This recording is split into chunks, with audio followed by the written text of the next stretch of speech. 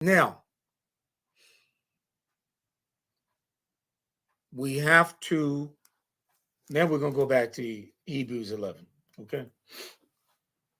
All right. So in Hebrews 11, it says, now faith is the substance of things hoped for, the evidence of things not seen. So we know from scripture that faith is a gift. Faith is a gift. Okay.